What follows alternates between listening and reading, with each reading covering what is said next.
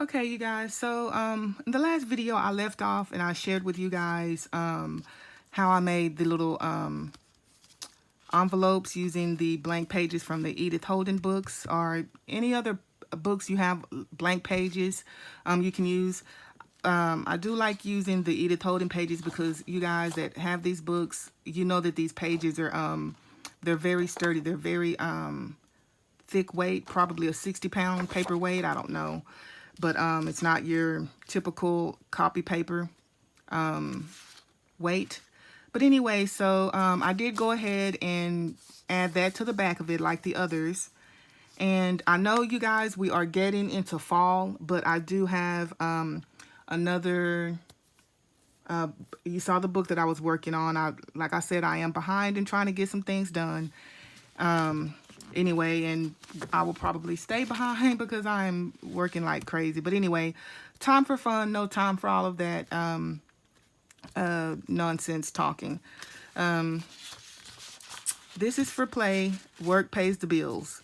Okay, so when I choose these for the coin envelopes, you guys, I'm looking for, you can use whichever one you like, but I prefer to use something, I'll use that one for something else. Something like this. I like these pages like so, and on the back of that. So we're going to use this page.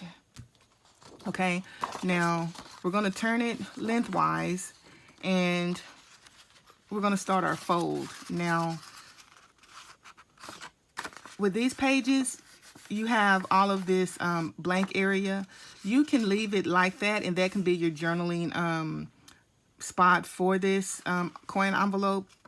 But I'm going to use coffee dot paper to make my own journaling spot, so I'm not going to worry about that.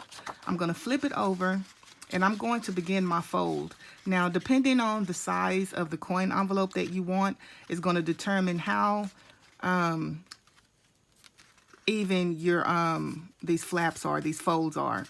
So if you want a smaller envelope, these two flaps, this flap here and this flap in the middle would be about even, as you can see, and you'll get a smaller envelope. I want a bigger envelope, so I'm barely going to overlap those two. And I'm going to make sure that everything is lined up with this bottom edge here, okay? And I'm just going to eye it and then crease. Make sure that it's lined up straight to that edge. And then I'm going to enforce my crease with my bone folder.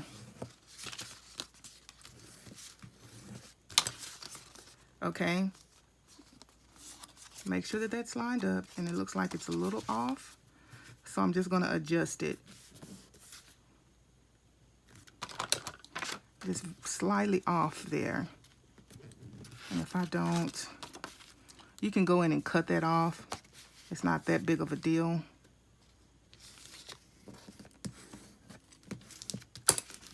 Now we have it like so. Okay, so before I pulled out my Martha's, what is that, a scoreboard, I simply folded this part up, and that's what you can do. I simply folded the bottom edge up and creased it all on the, and creased it with my bone folder. But let's see, and I usually have so much crap on my scoreboard that I don't tend to bring it out. But I've got it out, you guys. Okay, so what we want to do is, it's right side up, right? We're just going to turn it to where it's flush, so you can see. It is now flush against the scoreboard, this edge right here, and the words are facing. It doesn't even matter if you turn it over that way or that way. It doesn't matter. But just as long as your words are facing this way, because we're not going to crease it this way, okay? We're going to crease it lengthwise. So I'm going to crease mine, and I cannot see, so I'm going to turn it around. And I'm going to give it, let's say, maybe not even a quarter of a mark, but a good enough crease. I mean, a good enough width there at the bottom of that. You can see how wide mine is. You can go a quarter or even a half if that's what you choose to do. So I'm gonna put this back away and move that out of the way. Now you have your fold, okay? So we're not gonna be technical, but technically, we're not gonna be technical, but technically, the part that has the little lump is the part that you're supposed to fold in towards. So we have done that correctly, but if you don't, that doesn't even matter, you guys. It's not even that serious. So now we're just going to enforce that fold with our bone folder. We're going to pull that back out. Now comes this part. Okay, so you have 3 pieces. This is your middle piece, okay? Now, you see the little creases that we've made here? We're going to have to go in and cut some of this out. So what we're going to do, watch my hands, we're going to move it, we're going to turn it this way, and I'm going to cut at an angle right through there. I'm going to do it one little bit at a time because I don't want to cut too much of that. Okay, now you can turn it this way, or you could have just kept going on, but don't cut too much off of this bottom part.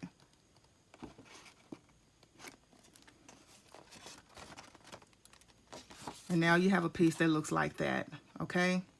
Now I wonder, and you probably could, but it's not that big of a deal, so we're not going to worry about it. What I was going to say do is try and fold it to where, you see what I've done?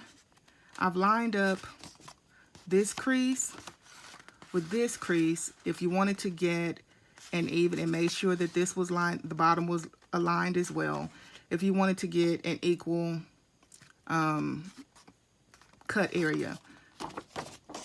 I'm not going to worry about that. It's not that serious. I'm going to flip it over to this side because I feel more comfortable cutting at this angle versus coming in at that angle, and I can't really see because I'm right-handed. So I'm going to come here and cut about that much off. And if you notice, if you find that you've cut not enough or too much, simply just go back in. Excuse me.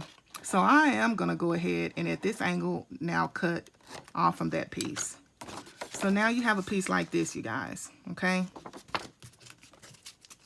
You can go ahead and distress everything at this point, and if you want to leave an opening like this, and I've grabbed this punch. That's not the punch I was trying to grab. Grab one of your circular punches, and this is just a small one. It's a 1-inch one. And try and go into the center of that, because you want to do this now before you glue it down. If you glue it down, it's going to make it a little more difficult.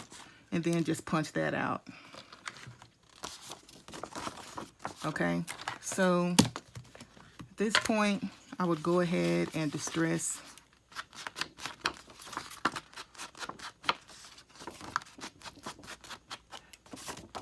all of those edges that need to be defined.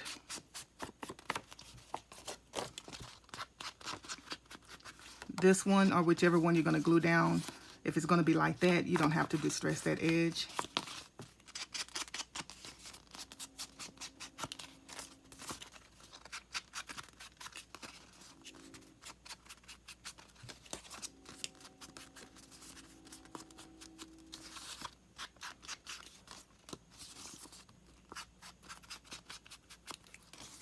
Okay, so we're going to go ahead and glue it down. Make sure that's all like it needs to be. So I want to go this way and leave the author of this poem, which is going to be mostly covered anyway, so not that it matters much, but I'm going to, because I don't want that page number showing right there. So I'm going to go like this. So let's distress that edge instead.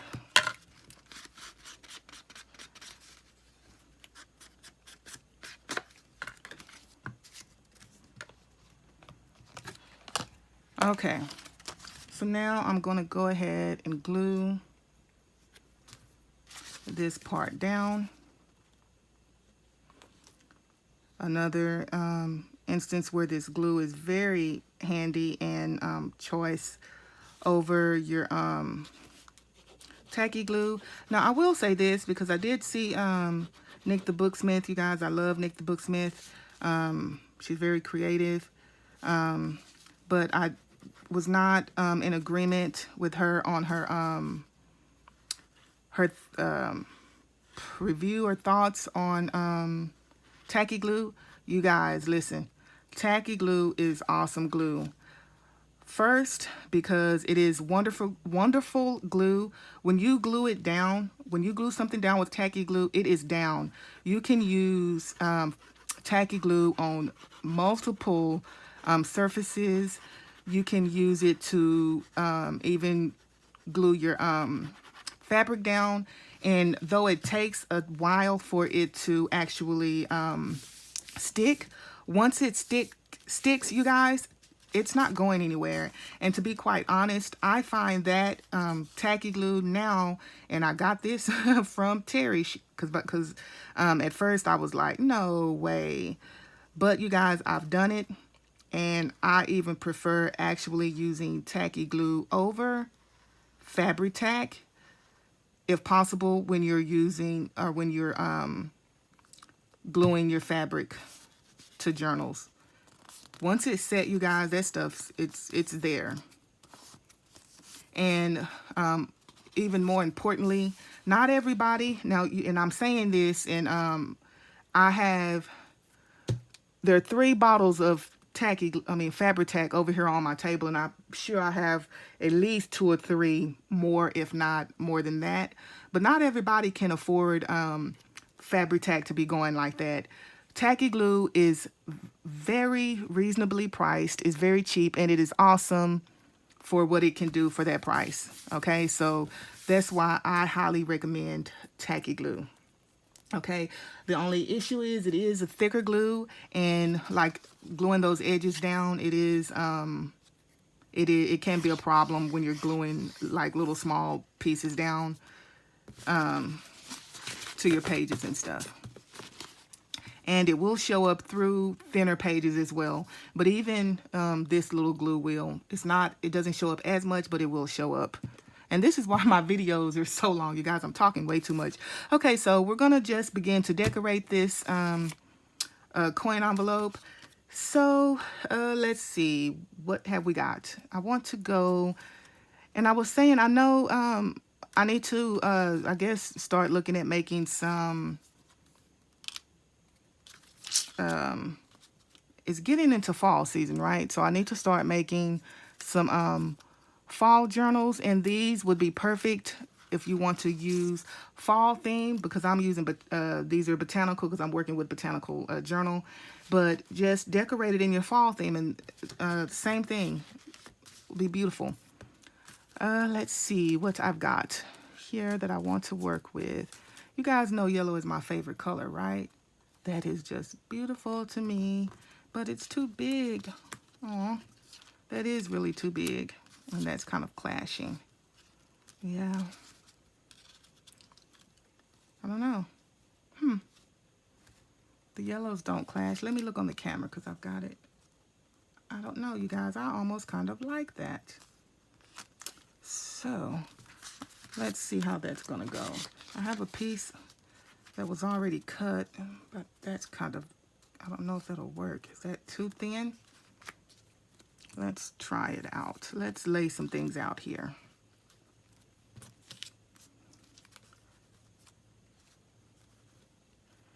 Yeah, I'm kind of not feeling that, and I don't know if it's because the page is too dark, too light, or what's going on here. Maybe I need to define an area, and this is all that I'm coming up with right now. Though I have craps and loads of stuff, but let me see now if that will help that a little bit. Does it? I don't think so. So I am going to dig around for a darker, if I can find one that's a little darker. I also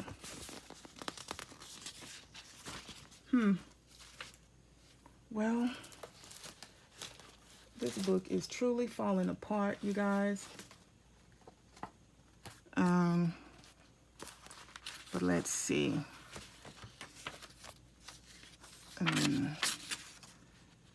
Yeah, that's very dark, isn't it?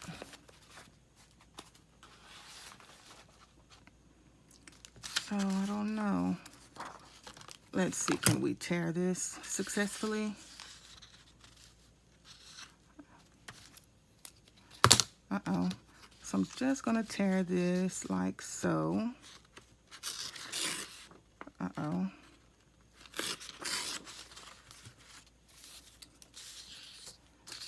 Still not sure if this is, let's get the darker piece off so it'll match up a little bit better with the lighter pieces of that.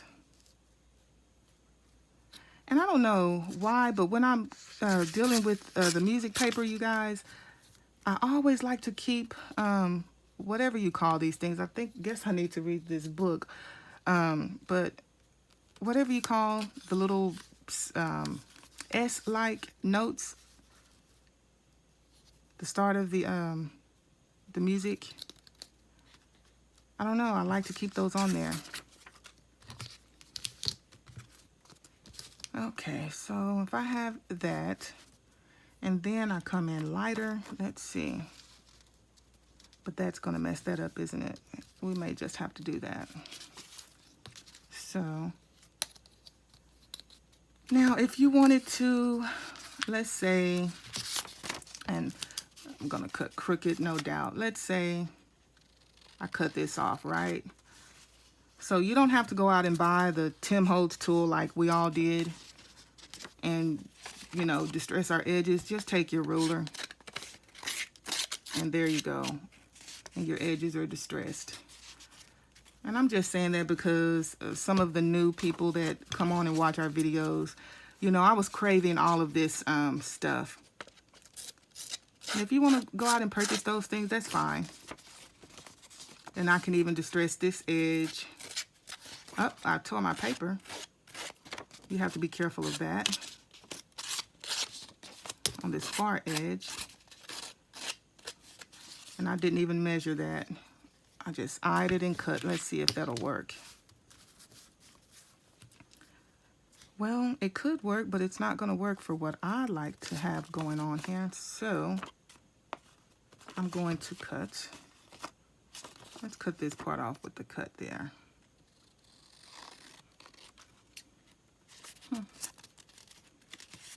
Go ahead and distress that a little bit.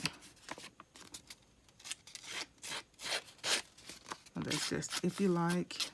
If you don't, you know, you can have your straight edges and everything can be symmetrical.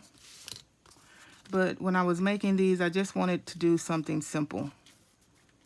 Something simple, yet lovely. So I have that there like that. And I'm still really not too sure. I think I'm just putting my own, which is what we do anyway, right? I mean, I'm making it, you know. It has to be beautiful. Now, I pulled out the same piece, you guys. So apparently I love this piece. So do I stick with it or no? Do I want some contrast? That's a different looking kind of piece, isn't it? Let's see. What can we come up with? Like that. Or I can go like that. And that piece would be open. I don't want to overthink it. And I'm liking the way that the yellow is pulling here and then the orange on the rose is pulling in on the orange on here. So let's go for it. I think, you know, it's not that serious. And I have a bag, just a Ziploc bag where I have been stuffing all of my trends. So I'm going to pull some out because I also have some of my coffee dyed cheesecloth in here. And gonna cut a piece off and probably not going to use anything else, not on this anyway, but I need to put some of that in that journal. Okay, so let me see if I want to add some of this too.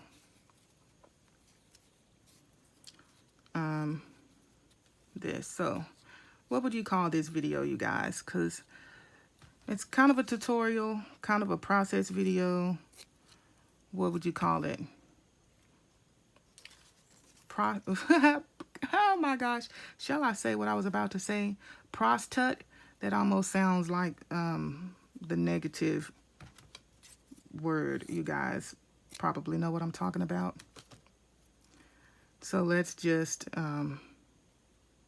call them both. Call it both. Now, I'm trying to bring this in just to add a little bit more of some interest or dimension to the page. But I want to be mindful of, see now when I do that, if I don't put the behind, let's see if I put it behind, if I'm really trying to add some cheesecloth on here. Because if I do anything else, it's going to take away, and I think I like that, it's going to take away from my journaling.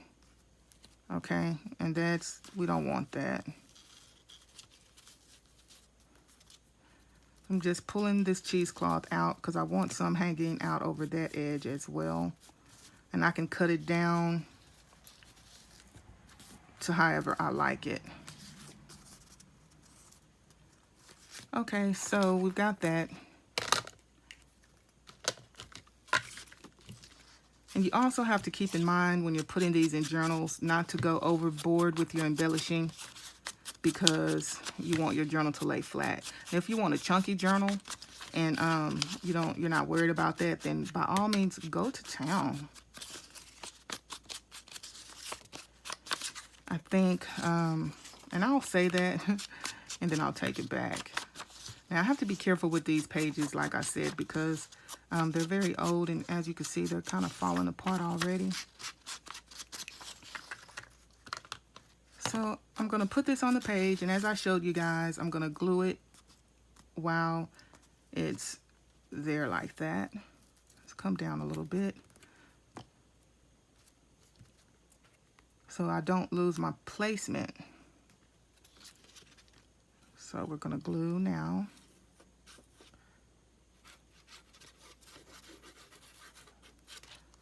Let it drop, and now we can glue the rest.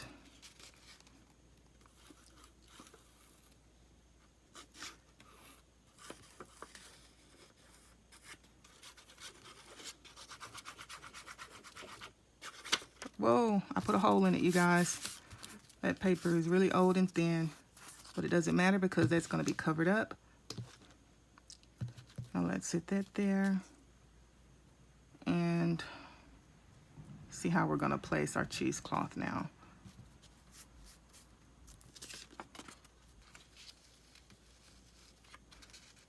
It seems like that's different from how we started out, but I think I'll be okay with it. So I'm going to raise all of this up and just glue all of that, and then glue the coffee dot paper as well.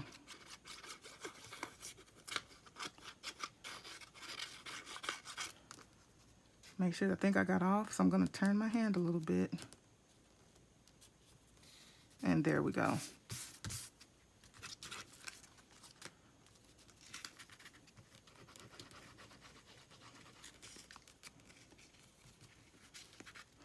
Glue that down.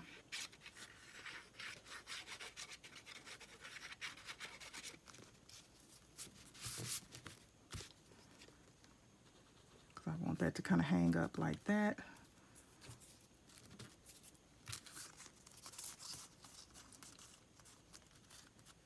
Maybe like so.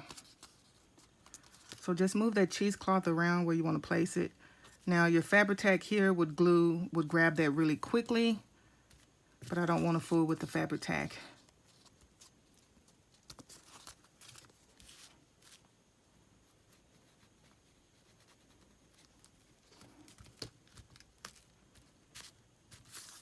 Okay, so now we have this piece, you guys. I know it's taking me quite a while. Let's kind of hurry up as we go, if we can.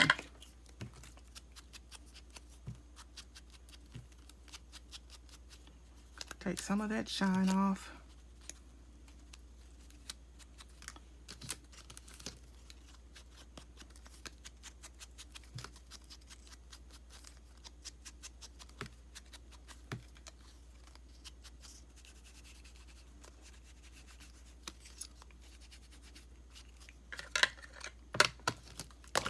Okay, how did we say we were going to put this on there? Like so? I think so. Well, no, that's got to go up, doesn't it? And I think I'm good with that. So we're going to let it down. Let it down, lay it down. Oh, goodness.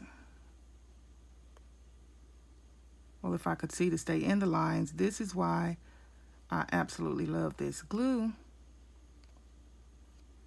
And especially when you're working with little fussy cut pieces.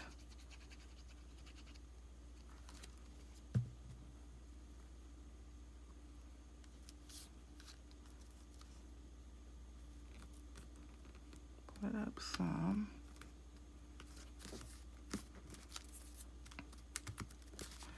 I mean, this is cutting down on your journaling area, but you guys, you're not going to be writing a book. You're going to be writing in a book, a journal, but you're not going to be writing a book right here, right? And then we'll have the tag that will go inside of it for quick journaling. Or just a little small moment captured and you just need a little tag to put that on.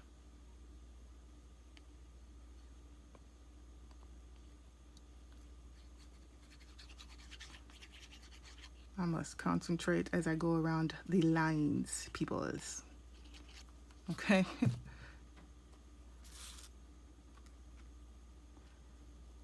I don't want it to hang over, so I was just checking. And I'm scooting back because I don't want that to hang over at all. And there we go. Now, I've been putting words on them to kind of help bring it out a little more and add a little more something to the pages. But these are kind of lengthy, but I like it. And it says spread your wings, and the next part says and prepare to fly with the butterfly. So if I decorate the back, I will probably put the next word piece onto the back. Or even maybe the tag, you know, once you pull it out. I don't know.